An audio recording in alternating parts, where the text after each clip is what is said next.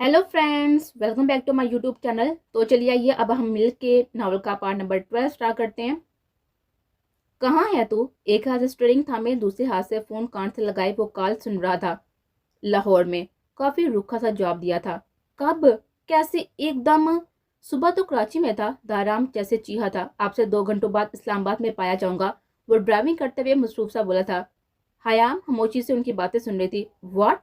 बॉबी कहाँ है? दाराम को झटका लगा था क्योंकि सामने से कुछ भी तवक्को की जा सकती थी। मेरे साथ है। फिक्र नहीं करो, सबके सामने बआसानी इंट्रोड्यूस करवा सकता हूँ, वो सख्त लहजे में बोला था। वीडियो ऑन करो। दाराम को यकीन आया था। औकात में रहो, फोन बंद करो, ड्राइविंग कर रहा हूँ। वो गुस्से से बोलकर फोन बंद कर चुका था। जामिन, आपने बताया नहीं हम कहाँ जा रहे हैं? जैसे ही उसने फोन बंद किया था हयाम बोली थी। फिक्र नहीं करो, जहन्नम में नहीं जा रहे, जन्नत में लेके जा रहा हूँ, मेरी जन्नत के पास। वो सामने नजर जमाए हुए बोला था और हयाम के कुछ पल्ले ना पड़ा था। वो खामोश सी हो गई थी। उसके लिए सब भी बहुत था कि वो लाहौर से दूर जा रही है। वो दोनों कितने खुश थे। बार बार आ रहा तेरी वो छत को घूरा था। मुझे समझ नहीं आ रहा कि हो क्या रहा है मेरे साथ। मैं चाह कर भी उसे नफरत नहीं कर पा रहा। उसके शोहर को भी देखकर लगा न जाने वो कब से मेरा दोस्त है। क्या हयाम और उसका शोहर पहले से अफेयर था? मामा ने तो यही बताया था, मारिया भी यही कह रहे थे। वो मुस्तकिल सोचों में मगन था जब एकदम उसके रूम का दरवाजा खुला था। बेटा खाना तो खा लो तुम। वहां से भी ऐसी उठ कर आ गई। उसके सराहने बैठते हुए बोलती। मामा, कहीं मैंने खुद के और हयाम के साथ ज्यादती तो नहीं कर ली? वो एकदम उठकर बैठा हुआ और उनसे यकीन दहानी करा रहा था। उसके दिल में कसक थी। मुझे कुछ भी समझ नहीं आता बरहान। भाभी कुछ और कहती हैं, मेरा दिमाग बंद हो जाएगा। आज हयाम कुछ और लगी। मुझे कुछ भी समझ नहीं आ रहा। वो परेशानी से बोलती। मामा, जामिन ने भी तो सब जानकर बाद शादी की थी ना, तो मेरा ईमान कैसे इतनी जल्दी उठ गया था? मैं तो बहुत ही कम ज़र्फ हूँ मामा। वो नम आवाज से गोया हुआ था। वो शायद तुम्हारी या तुम उसकी किस्मत में ना थे। कहीं ना कहीं एक बार देखने से ही उनके दिल हयाम की तरफ से साफ हो गया था। मामा, मुझे लगता है उस दिन जो मेरी बारात का दिन बंदा आया था ना, उसकी इन्वेस्टिगेट करवाना चाहिए। मुझे सुकून नहीं मिलेगा। वो सोच कर बोला था।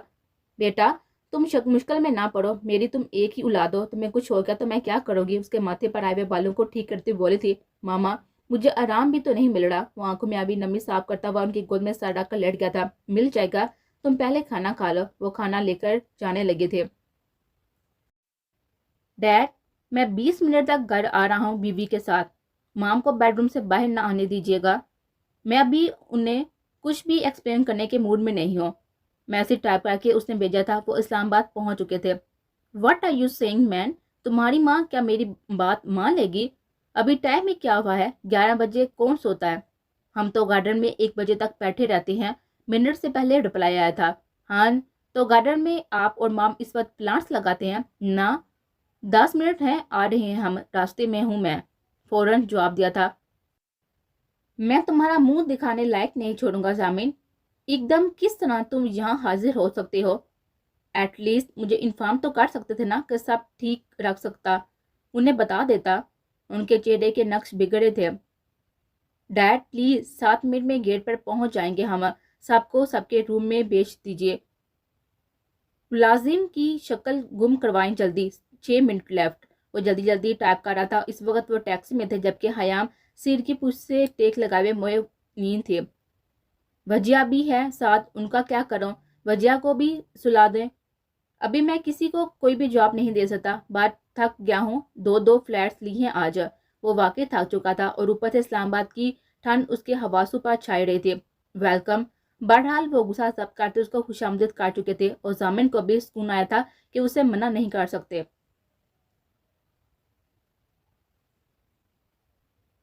उठ जाओ, सोते ऐसे नहीं हो जैसे आगे मैं तुम्हें सोने नहीं दूंगा। जब टैक्सी घर के सामने रुकी तो वो हयाम से बोला था जो काफी गहरी नींद में थी। हयाम ने बामुश्किल आंखें खोली थी। भूख के मारे उसका बुरा हाल हो रहा था। नींद में उसको ठीक ठाक आ रही थी। वो गाड़ी से उतरा था और सूटकेस निकाले थे। इस वक्त 11:30 बज रहे थे। स्ट्रीट में अंधेरा था। घर के बाहर गार्ड्स खड़ा उसके पास आया था, सलाम किया था। खबरदार जो मैंने आने की किसी को खबर की, मैं सुबह सबको सरप्राइज दूंगा। ये सब सामान कमरे में पहुंचा। वो गार्ड्स को तहकमाना अंदाज में बोला था। गार्ड्स हामी बढ़कर आगे बढ़ गया था। कहने का वो डर नहीं रहा था, लेकिन इस वक्त उसका मूड नहीं था कि सवालात के जवाब दे। टैक्सी वाले को फाड़क करके वह हयाम की तरफ मुड़ा था जो कि सर को दोनों हाथों से थामे खड़ी थी जैसे अभी गिर जाएगी। तुम वाकई मुझे बहुत ही परेशान करती हो। कभी ये नहीं हुआ कि मेरी परेशानी को खुद पर झील लो।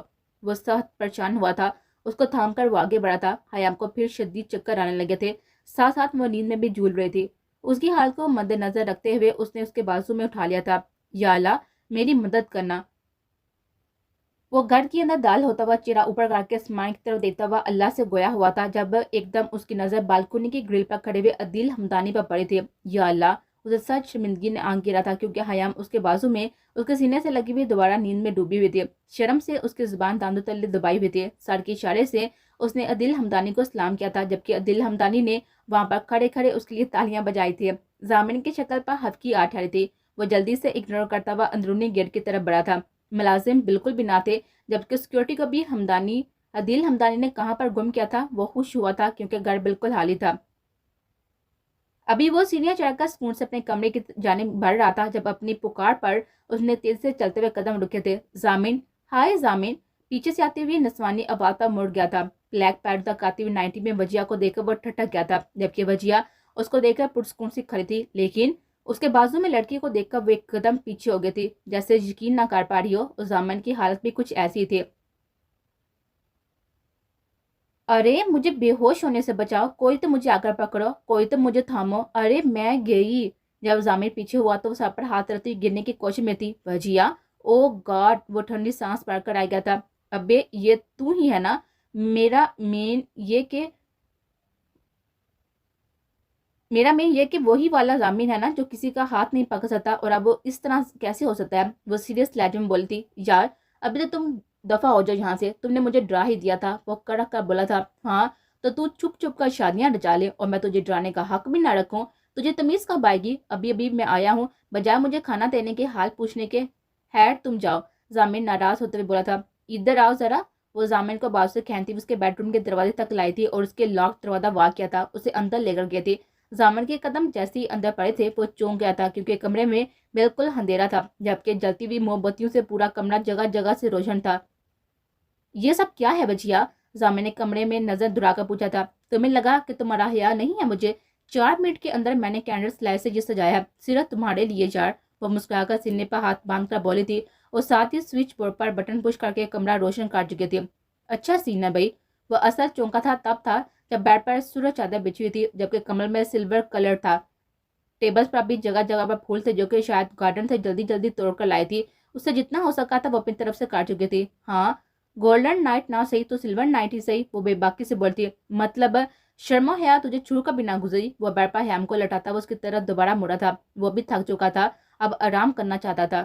تیرا اپنے بارے میں کیا خیال ہے؟ وجیہ دوبدب بولی تھی۔ حد کر رہی ہو یار۔ صوفے پر بیٹھ کر شوز اتارنے لگا تھا۔ ارے یار گولڈن نائٹ تو تم نے سیلیبریٹ کر لی ہوگی نا، اب تم اپنے گھر میں پہلی دفعہ اپنے بیڈ روم میں آ رہی ہو تو میرا حق بنتا ہے نا یہ سب کا، اس لیے سلور نائٹ۔ وہ اپنی ہی لاجک لے کر آئے تھے، جبکہ ضامن کے چہرے کے زاویے الجھے تھے۔ گولڈن نائٹ کیا ایک گڈ نائٹ بھی نہیں ہو سکی تھی؟ وہ خفا سا بولا تھا۔ کیا اجازت ہو تو تمہاری بیوی کو دیکھ لوں؟ وہ بیڈ پر سوئی ہوئی حیام کو فوکس کرتے بولتے۔ پہلے میرے کپڑے نکالو۔ وہ جوتے اتار کر صوفے کی پوچھ پر سر ڈاک کر بولا تھا۔ آپ تو تمہاری بیوی ہے نا، اس سے کروایا کرو یہ سب۔ وجیہ کو غصہ آیا تھا۔ لیکن میری بیوی ابھی سو رہی ہے، وہ آنکھیں مونتا ہوا بولا تھا۔ تب اس نے کبر سے نائٹ سوٹ نکال کر اس کی گود میں پھینکا تھا اور پھر بیڈ کی طرف قدم بڑھا گئے تھے۔ ارے یہ تو بہت ہی کیوٹ ہے۔ اس کی سردی سے ٹھنڈے پڑتے ہوئے چہرے کو غور سے دیکھنے کے بعد ضامن سے بولی تھی۔ بہت، وہ بے ساتا بولا تھا۔ کتنے پیارے چیکس ہیں، بالکل ریڈ۔ اس کے بڑے بڑے سرخ گالوں پر ہاتھ پھیرتے بولی تھی۔ دور ہٹ جاؤ، تنگ نہیں کرو اسے، اٹھ گئی تو تمہیں پکڑ کر مارے گی۔ وہ آنکھیں کھولتا ہوا وجیہ سے بولا تھا۔ ایک کس کال لو؟ وہ ضامن کو دیتے ہوئے پوچھنے لگی تھی۔ شرم نہیں آتی تمہیں؟ وہ دبی دبی آواز میں بولا تھا۔ کسی لڑکی کو تھوڑی کروں گی یار، اس بلی کو کروں گی۔ میری بیوی کو فضول ناموں سے نہ پکارو، ان کا نام حیام ہے۔ اسے بلی کہنا برا لگا تھا۔ جاؤ دفعہ دور، کسی حال میں ہوش نہیں ہے۔ جتنے میں نے اور درام نے تمہارے راز پال کے رکھے ہوئے نا، ابھی آنٹی کے پاس جاؤں گی سیدھا یہاں سے۔ وہ چڑی تھی۔ اچھا کالو، میں آتا ہوں، باقی صبح بات ہوگی۔ وہ اجازت دیتا ہوا ڈریسنگ روم کی طرف بڑھ گیا تھا،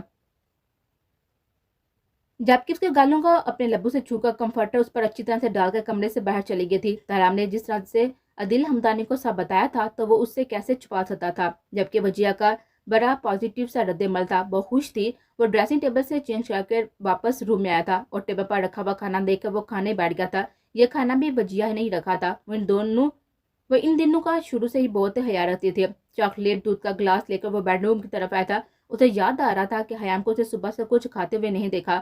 اس کا خیال کرتے ہوئے گلاس اس کے سائڈ کے ٹیبل پر رکھ کر بیڈ کے دوسری سائڈ پہ لیٹ گیا تھا۔ لیٹنے کے بعد اس نے ڈیڈ کو ایک میسج کیا تھا اور سونے کی کوشش کرنے لگا تھا۔ اپنے بستر پر اتنے مہینوں بعد لیٹتے ہی نیند اس پر فوراً ہی مہربان ہو گئے تھے۔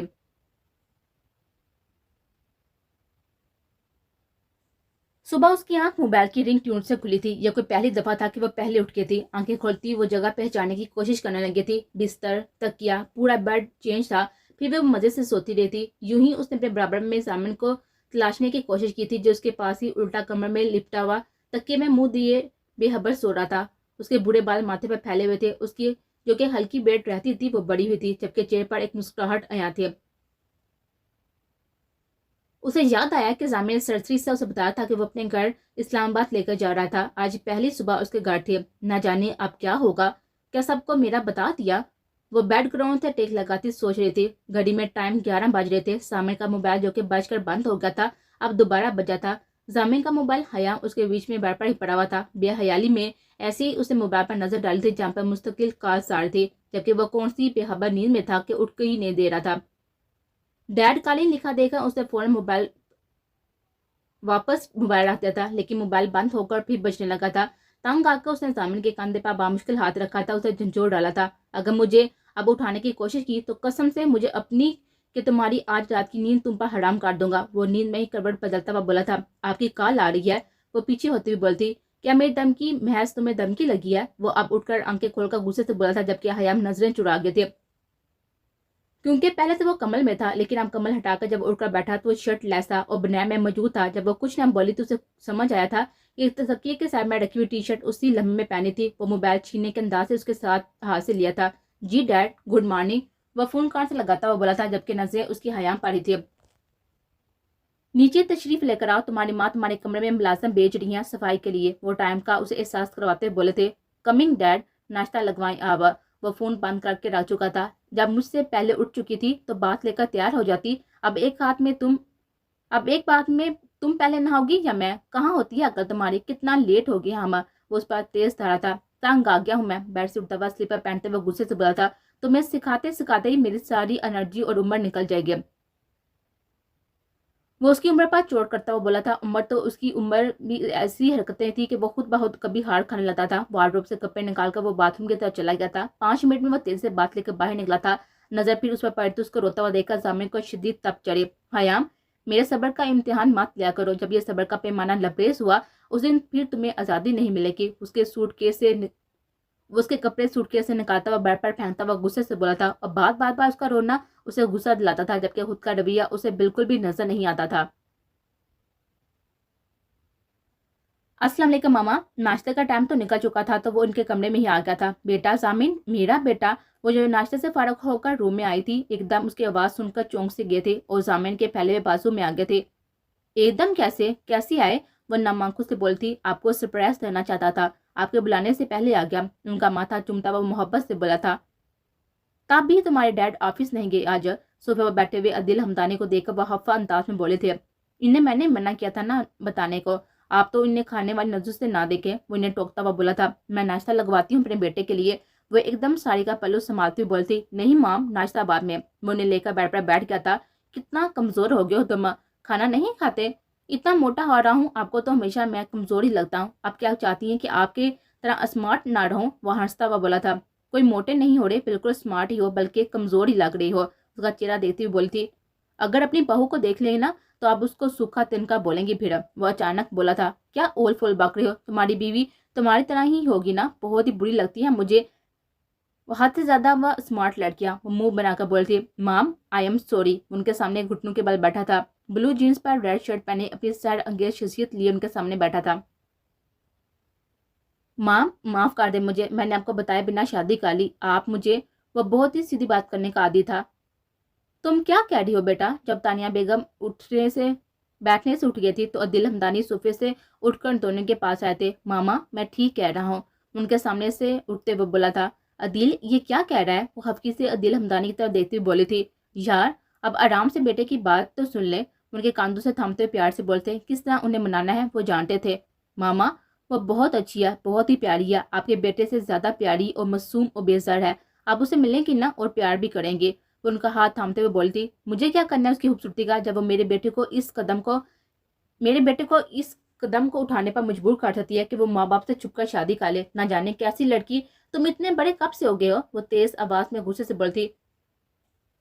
ماما آپ غلط سمجھ رہی ہیں، ایسا نہیں ہے۔ اسے اچھا نہیں لگا تھا حیام کے لیے وہ ایسا بولے، ایسی لڑکیوں کو ایسا ہی بولا جاتا ہے، اسی وجہ سے تم یہاں پر نہیں آ رہے تھے، کب سے تم نے ہم سے یہ سب چھپا کر رکھا ہوا تھا؟ بابا سمجھائے نا مام کو، وہ ایسی نہیں ہے مام، وہ جیسے چیخا تھا، جاؤ یہاں سے زامن، اس کی ماں اسے زیادہ تیز آواز میں چلائی تھی۔ تم بہو کو لے کر آؤ بیٹا، اور آپ تانیہ خاموش ہو جائے۔ عادل حمدانی کو سب حالات برے لگے تو وہ بول اٹھے۔ تانیہ بیگم کو آنکھیں دکھاتے وہ ساتھی سے بولے تھے، مام آئی سویئر یہ سب اچانک ہوا تھا، میں آپ کی فیلنگز کو ہرٹ نہیں کر سکتا تھا، وہ ندامت سے بولا تھا۔ زامن حد کاری ہو تم میرے اکلوتے بیٹے ہو، تم کسی بھی ایسی ویسی الٹی سیدھی لڑکی سے شادی کر لو گے اور میں ہرٹ نہیں ہوں گی کیا؟ وہ چہرہ غصے سے پھیرتے ہوئے بولتے۔ تمہیں سمجھ نہیں آ رہا زامن کہ میں کیا کہا ہے؟ عادل حمدانی اسے آنکھیں دکھاتے ہوئے بولتے، ان کی آنکھوں کے اشارے سے وہ کمرے سے باہر چلا گیا تھا۔ آنے سے پہلے وہ کمرے کے باہر حیام کو چھوڑ کر خود اندر گیا تھا، معاملہ سیٹ کر کے وہ اسے بلا لے گا، لیکن حیام اپنی عزت میں مزید لفظ نہ سن کے دعاں ہو گئے تھے۔ ہر جگہ اسے ایسی ویسے ہی کے لفظ مل رہے تھے، اس کا خوبصورت چہرہ آنسو سے بھیگ چکا تھا، آنکھیں اور ناک سرخ ہو رہے تھے۔ چلو، اس کا ٹھنڈا ہاتھ تھام کر اسے نظر چرا کر بولا تھا، لیکن حیام کے قدم اٹھنے سے انکار تھے۔ یار چلو، وہ پریشان تھا پہلے ہی، اور اب وہ جب منع کرتی تو وہ تیزی سے بولا تھا، آپ ایسے بیٹے کو مایوس کریں گی تو وہ ناراض ہو جائے گا، ہو سکتا ہے کہ باغی ہو جائے، آپ سے معافی مانگ رہا ہے، اس کا مطلب ہے کہ وہ شرمندہ ہے۔ آپ کو ابھی کچھ بیک گراؤنڈز نہیں پتا تانیہ، کم سے کم سامنے کو نہ صحیح، اس لڑکی کو جس نے اسے شادی کیا اسے پیار سے بات کر لیجیے گا، اس کا کوئی قصور نہیں ہے، آپ کو میں سب بتا دوں گا۔